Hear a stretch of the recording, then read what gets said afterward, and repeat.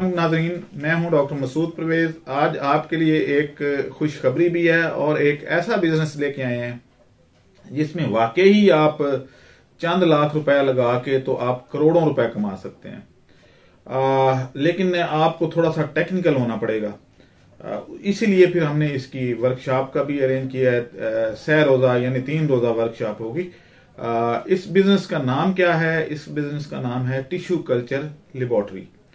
अब tissue culture basically क्या है, पहले मैं थोड़ी सी इंट्रोडक्शन करा देता हूं कि ये एक जरूरत क्यों पेश आई और इसमें कैसे आप इतने पैसे जनरेट कर सकते हैं। खुशखबरी, अगली practical biofloc fish farming, shrimp और गोड फार्मिंग ट्रेनिंग का आगाज़ लाहौर में हो रहा है। 23 और 24 दिसंबर को बायोफ्लॉक और 25 दिसंबर को गोड फार्मिंग ट्रेनिंग होगी। फीस बायोफ्लॉक 8,000, गोड फार्मिंग फीस 4,000, बामा नाश्ता, लंच और रिहाइश।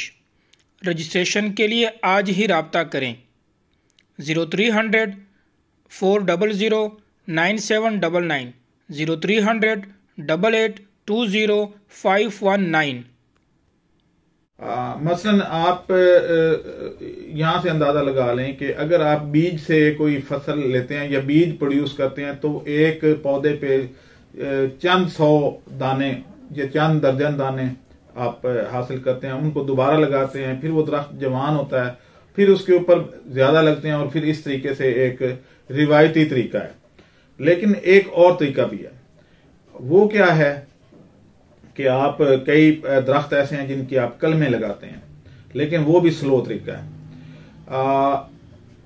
एक दाब का तरीका है। बाकी यानी रिवायती तरीके छोड़ के एक तरीका ऐसा है जो कि गैर रिवायती है और जो जदीद तरीका है वो है टिश्यू कल्चर। कि आप इतना सा पीस उस दरख्त का लेते हैं, खास तौर पे जहां पे उसकी शूट्स होती हैं वहां से आप अगर ले लेते हैं, या कई पौधों की रूट्स इस्तेमाल होती हैं, कईयों के स्टेम इस्तेमाल होता है, तो इस तरीके से वो आप वहां से थोड़ा सा पीस लेके उसको आप जब न्यूट्रिशन और हार्मोन्स वगैरह देते हैं तो वो ग्रो करना शुरू कर देता है। यानी पौधे की जो जड़ें हैं या उसका जो तना है वो बेसिकली उसको खुराक प्रोवाइड कर रहा होता है। जड़ों से वो पानी एब्जॉर्ब करता है, उससे नाइट्रोजन लेता है, तो इस तरीके से वो आगे पत्ते नए निकलते हैं और ये प्रोसेस शुरू हो जाता है। अगर आप उस शूट के उस सेल को आप न्यूट्रिशन भी दे दें और उसको प्रॉपर कंडीशंस दें तो वो ग्रो करना शुरू कर देता है, क्योंकि वो जिंदा सेल है, रेप्लिकेट करता है 1 से 2, 2 से 4, 4 से 8 और इस तरीके से। टिश्यू कल्चर में हम क्या करते हैं कि उसकी वो पोर्शन ले लेते हैं और उसको हम कल्चर करते हैं लेबोरेटरी में।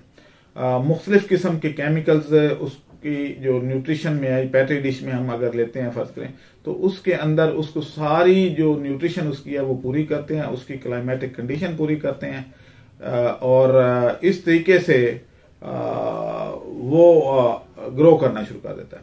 अब जब ग्रो करता है तो उसमें आप यूं कह लें कि जब पंजाबी में या उर्दू में कि गुच्छा जब उसका बन जाता है, सेल ब्लास्ट करता है, बेसिकली वो बहुत ज्यादा फैलना शुरू कर देता है, तो उस गुच्छे को जब आप छोटे छोटे पीस में करके मुख्तलिफ जगह पे डाल देते हैं पैट्री डिश में, तो वो उससे एक मुकम्मल पौधा हूबहू वैसा ही जैसा कि आपने पहले जिसका पोर्शन लिया था उसी तरीके से उसकी जेनेटिक्स होगी और इस तरीके से वो मुख्तलिफ पौधे उसमें से निकल आते हैं।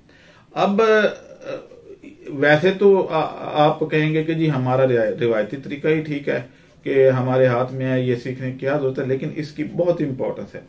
कुछ पौधे ऐसे हैं जो पाकिस्तान में हैं ही नहीं। मसलन हम कैश्यू नट जो है जिसको काजू कहते हैं वो हम इंडिया से लेते हैं। अब इंडिया जो है वो खुद इसका ग्रोवर नहीं है। अब उन्होंने कुछ बागात लगाए हैं जहां पे वो ग्रो कर रहे हैं।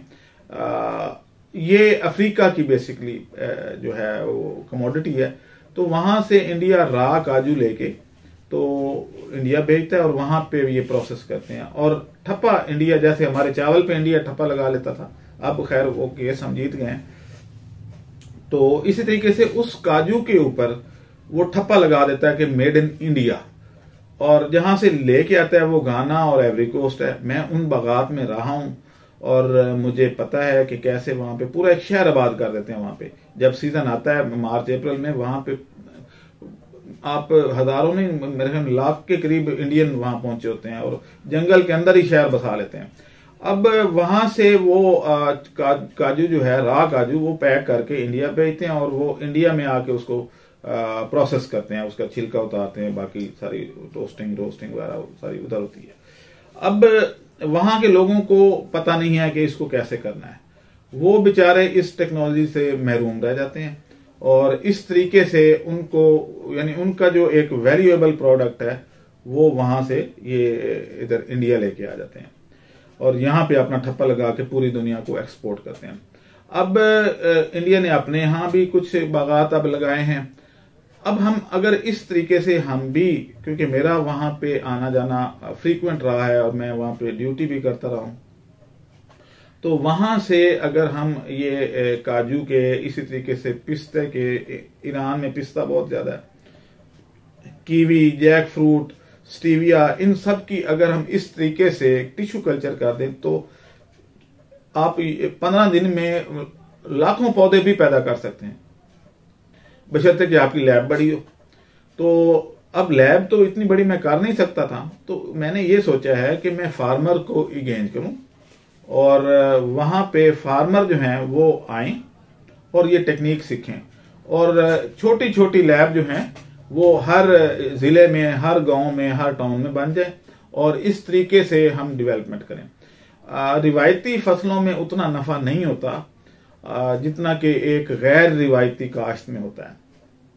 तो इस तरीके से जब ये चीजें हो जाएंगी तो फिर हमारे हिस्से में, क्योंकि रिवायती जो फसलों के लिए जमीन हमने एलोकेट की हुई है, उसकी जगह पे इस तरह की इनोवेटिव क्रॉप्स लगेंगी तो ज़ाहिर है एक तो ज़र मुबादला बचेगा जो हम खर्च करते हैं, और वो भी ऐसे लोगों को पैसे देते हैं जैसे इंडिया, कि हम इंडिया से अगर काजू लेते हैं तो वो इंडियन जो हैं वो उन्हीं पैसों से, हमारे ही पैसों से S400 खरीदेंगे और हमारे पे ही वो दाग देंगे।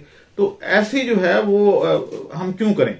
वो सरमाया बचाना चाहिए हमें और अपने मुल्क की तरक्की में बढ़ चढ़ के हिस्सा लेना चाहिए। जो प्रोग्रेसिव फार्मर हैं उनको चाहिए कि स्टेप लें। इस सिलसिले में हमने 3 रोजा वर्कशॉप का अरेंज किया है जिसमें हम ये सारी चीजें जो है सिखाएंगे और लेटर ऑन जो है वो सारे यूनिक किस्म के जो पौधे हैं जो पाकिस्तान में पैदा नहीं होते उनके जो कल्चर भी करवाएंगे, वो बाहर से मंगवाएंगे और उनको डिस्ट्रीब्यूट करेंगे।